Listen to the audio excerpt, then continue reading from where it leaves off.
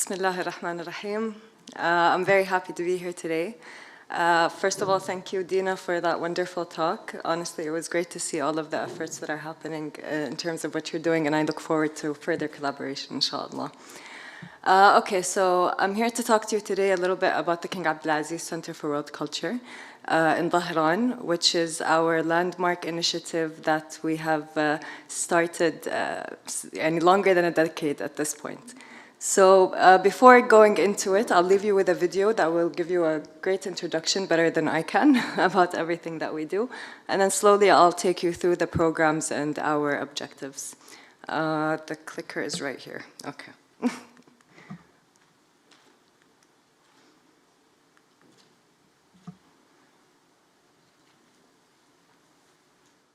في تنمية العقول المبدعة والخلاقة.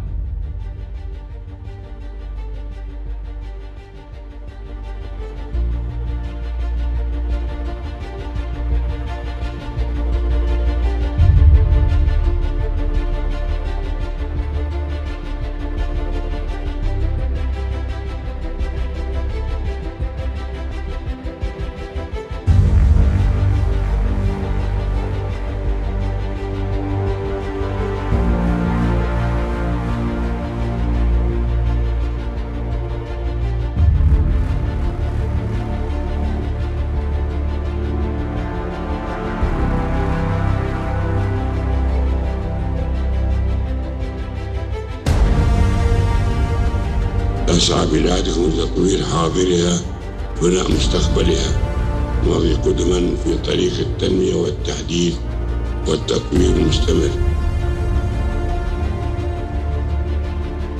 وهنا الطاقة الحقيقية والقوة الحقيقية لتحقيق هذه الرؤية، وهي أهم ميزة بالنسبة لدى السعودية هي الطاقة الشبابية اللي فيها.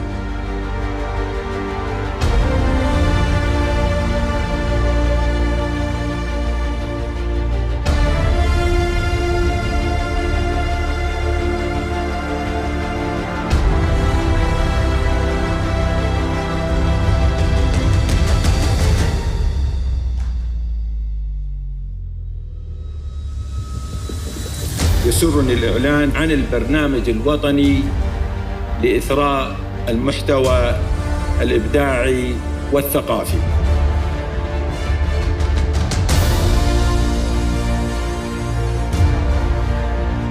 نفس الأرض اللي انطلقت منها طاقة ساهمت في نهضة المملكة وساهمت في نهضة صناعات عالمية على مستوى العالم، يكون هذا المكان اللي يشهد انطلاقة لنوع ثاني من الطاقة اللي تعتمد على طاقة البشر، على نشر المعرفة والثقافة، تحفيز الإبداع، التواصل الحضاري الثقافي.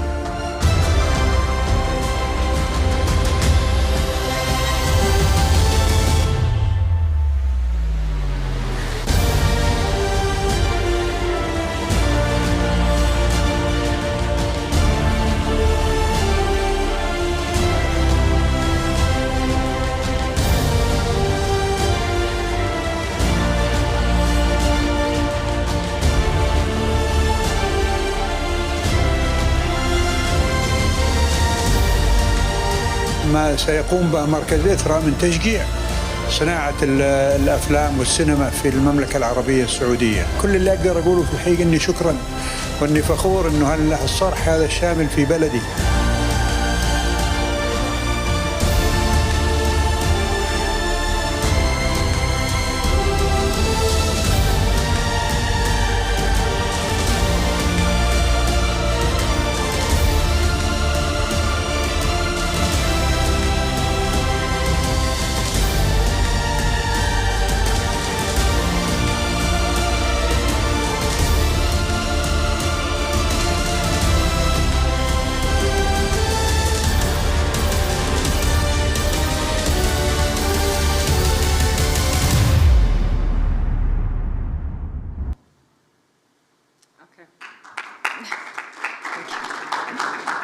So that gives you a great introduction to what we're going to be going into, inshallah.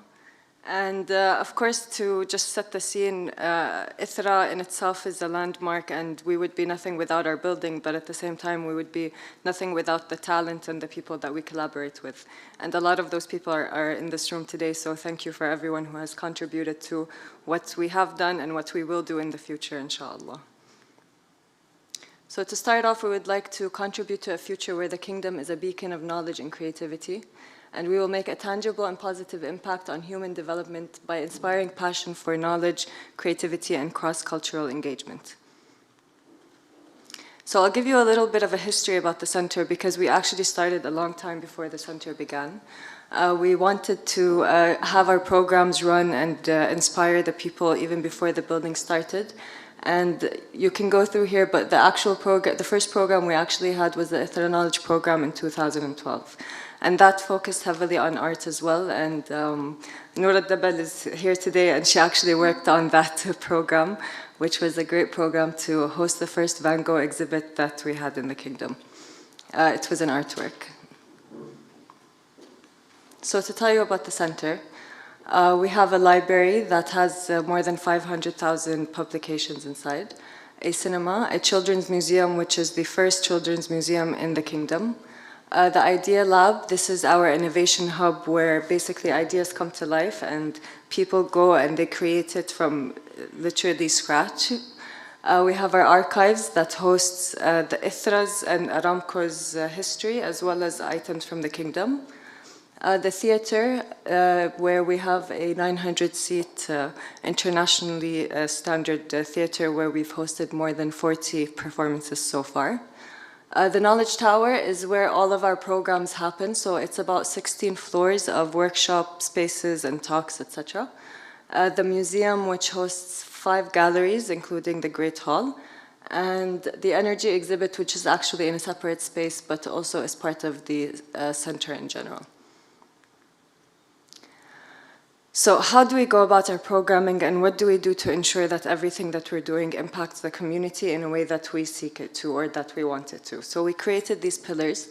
And of course, as you know, when you create pillars, you cannot actually label one program under one pillar, so there's a lot of mixing happening. But what we try to do is create these as a standard for our programming and direction, so we keep these in mind at all times. Knowledge, creativity, community, culture, and art. I'll go briefly through them one by one, and then I'll focus more on the art and what we have contributed in the kingdom. So knowledge, part of the knowledge, we have had more than 1,500 workshops. We also host programs like PyCon, which is an annual conference focused on science and art, and also we have the Learning Beyond conference, which aims to train practitioners and enable them to view new methods in learning. Creativity, and here I'll focus a little bit on Tanween, which is Ithra's annual creativity season. And this is a program where we've hosted, which is hopefully in its 5th edition next year. We started in 2018 with the theme Disruption, and then Play, the new next when COVID hit. And then 2021 we had Tools, which we ended the program in December.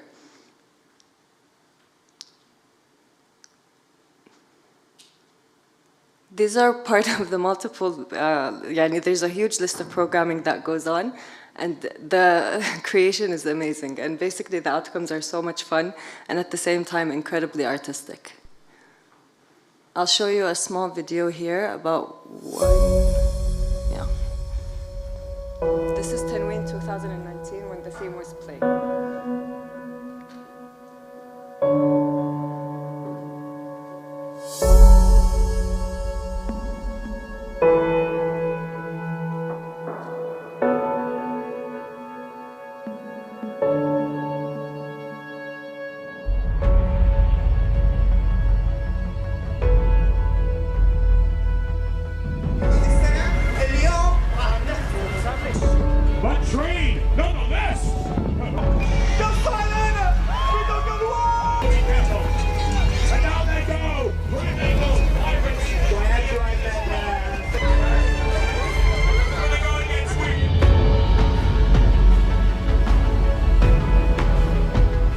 And I'm very glad that Tanween is addressing this theme to help us think and go back to our origins, where play is a pillar in our growth, in our development.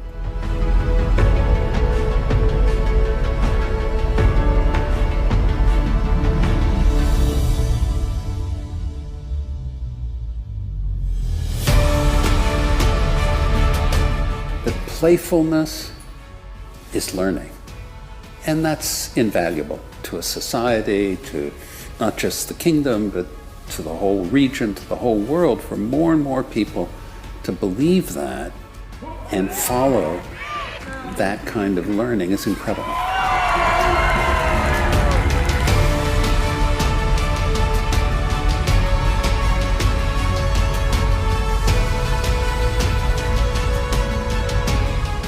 The culture, the sound, the beauty, the excitement, it's an adventure of a lifetime.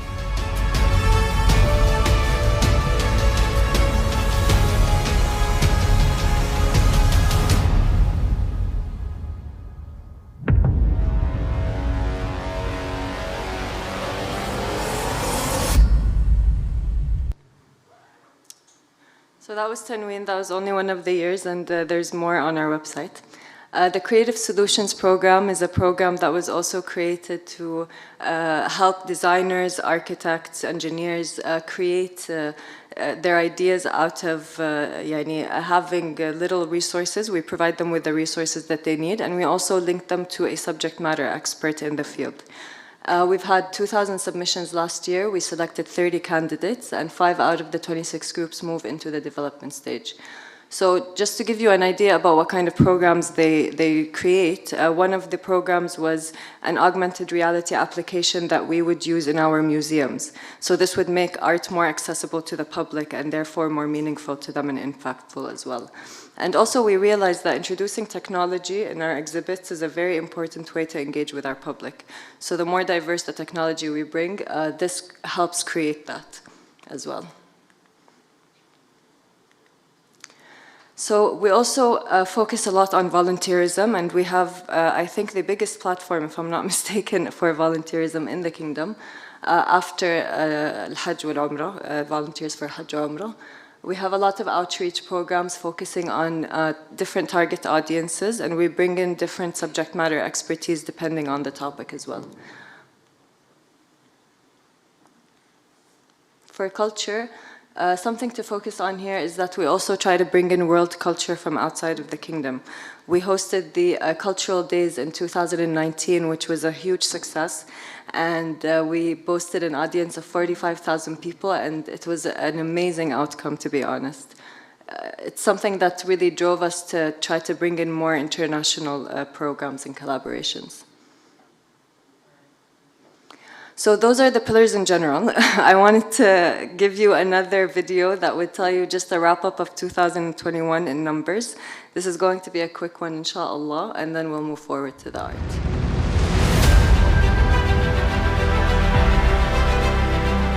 is not the right video.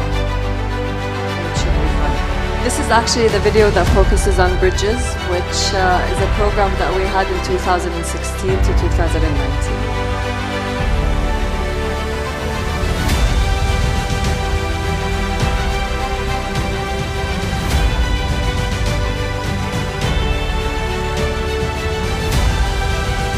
This program focused on bringing or raising awareness about talent, local talent internationally, and we focused on the US for the first batch.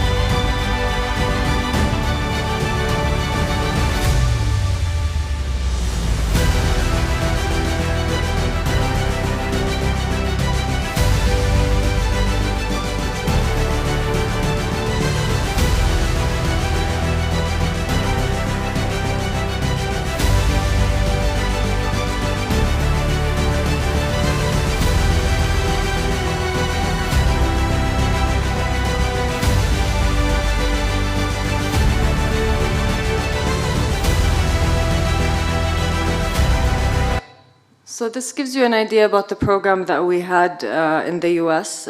We had about 147 different works from local Saudi artists who contributed. And these are some of the publications that were distributed through the exhibitions that have occurred. We also had a residency program in New York from 2016, and we're very happy that we have a beautiful list of artists here who have contributed and are now doing amazingly, alhamdulillah, and with more to come in the future, inshallah. There was also an artist residency program in the kingdom where we hosted different researchers, artists that collaborated with local artists on research papers and artworks as well. And these are some of the partners that we had in the US, as well as hosting the London Design Biennale, Lulu Lahmoud's artwork. And also we had a program in Seoul with art exhibitions, live performances, cultural talks, film screenings, which was actually curated by Muad Rafi. So this is the Ithra in video numbers, but I think I'll skip through this one because there's not enough time. Okay, and to focus on the art a little bit. Okay, so as you know, everything that we've been through already includes art in what we do.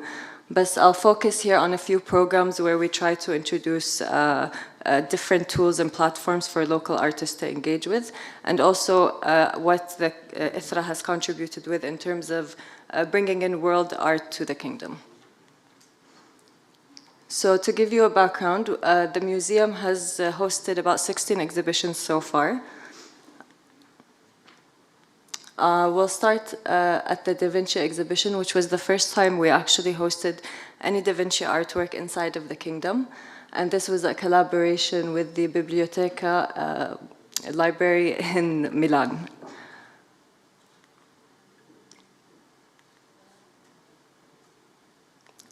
Okay.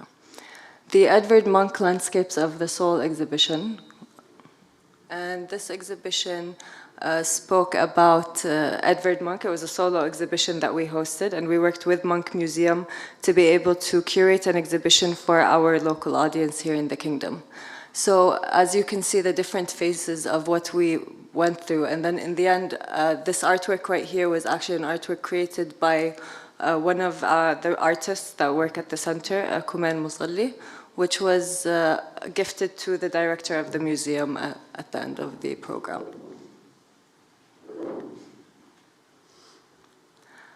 I would also like to shed light on Dialogue in the Dark, which was an exhibition that we hosted that focuses on introducing the, let's say, the participant into a new perspective of looking into things. And to do that, we had to work with blind facilitators, and we had to train them.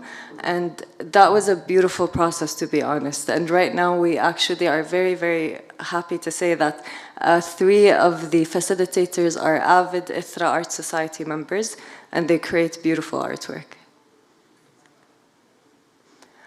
We also hosted the COVID-19 exhibition as part of our COVID response. This was a very successful exhibition, alhamdulillah, and it actually won an award for the digital exhibitions at Marcom.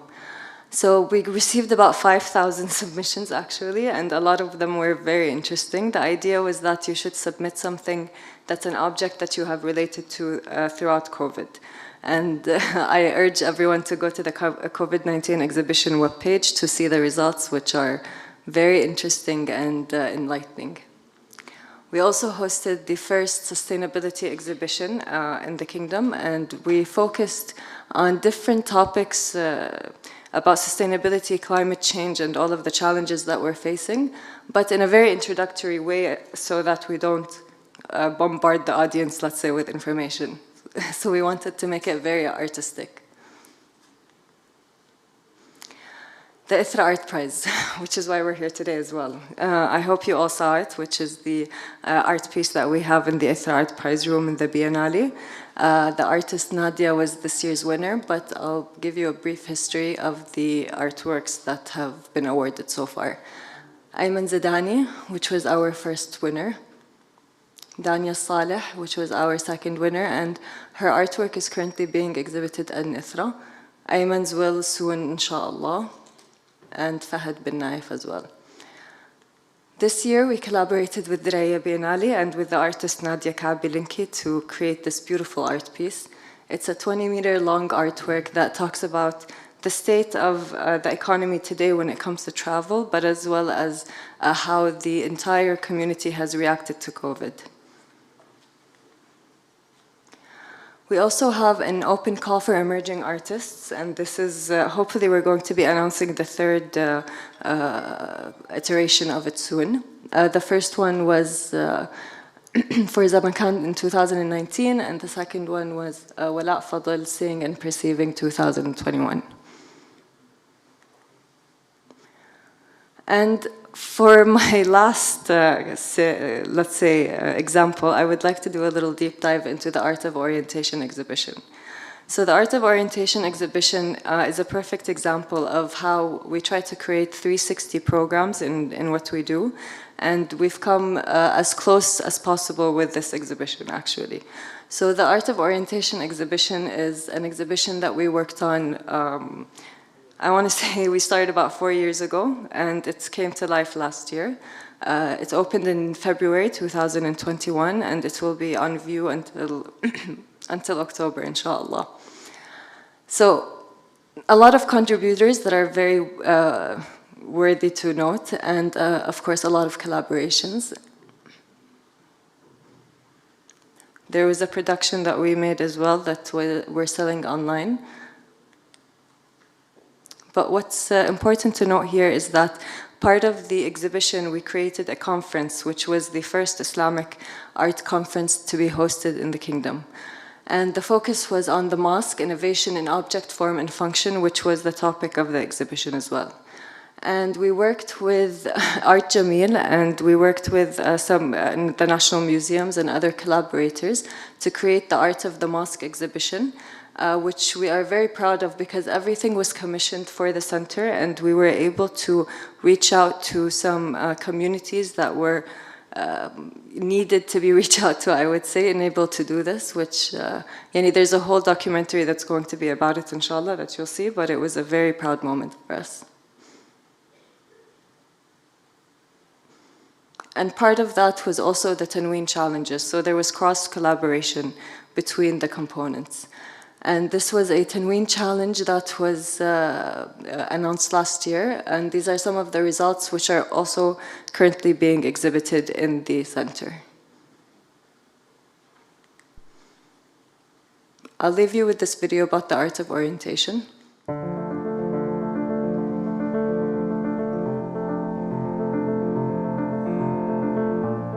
بعض الكلمات اللي ممكن أختصر فيها ليش هذا المعرض فريد. القطع اللي موجودة كل واحدة فيها تحوي قصة وتحمل تاريخ منفرد وفريد بحد ذاته.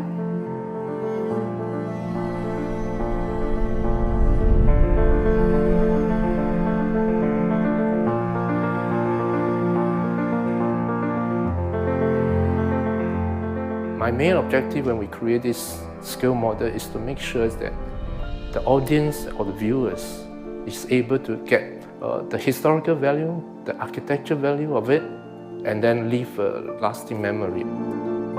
The first thing we do, we determine the size. After that, we had to draw the detail, and we also use a SketchUp drawing, 3D SketchUp drawing, to form up the whole entire mosque.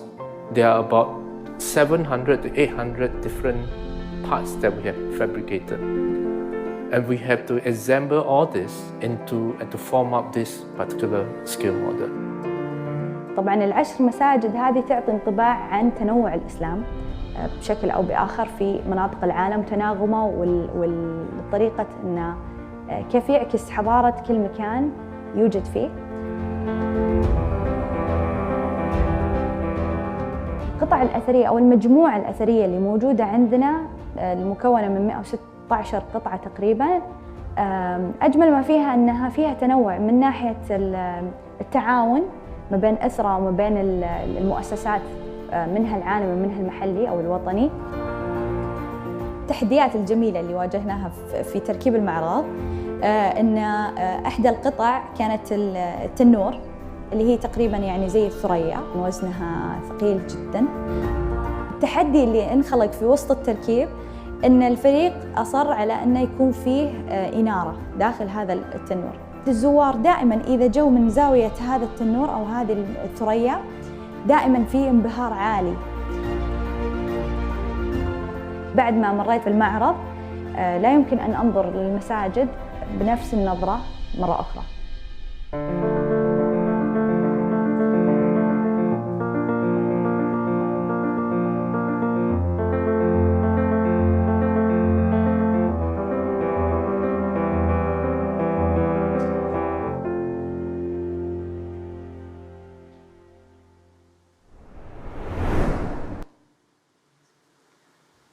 So as part of our programming and part of the mission of what we do is that we are also a collecting institution, and we are very, it's very important for us to be able to grow our collection, not just for the sustainability of Ithra, but also for the kingdom as a whole. And so that's why we see this as the age of investing in people. And also, I would like to say, investing in content production. That's something that we focus on a lot at the center as well, and not just general content, Arabic content as well, because unfortunately it is dying out. So with that, I leave you with this presentation, and I leave the floor to you. If you have any questions, I would be happy to answer. Thank you.